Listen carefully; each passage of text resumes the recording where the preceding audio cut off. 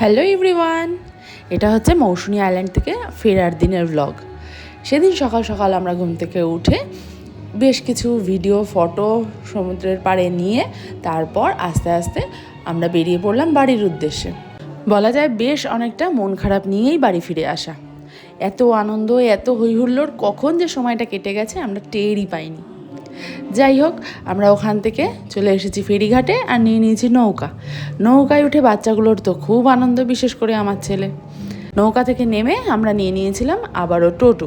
যারা মৌসুনী আইল্যান্ড গেছো তারা জানো যে মৌসুনী আইল্যান্ড যেতে আসতে জার্নিটা বেশ অনেকটা, কিন্তু ওখানে পৌঁছে এত সুন্দর ভিউ দেখে মনটা যেন বেশ একটা আলাদাই আনন্দে ভরে যায়। যারা যারা গেছো তারা তো জানোই, আর যারা যাওনি তারা একবার ঘুরে এসো, খুব ভালো লাগবে। আমরা তো খুব এনজয় করলাম।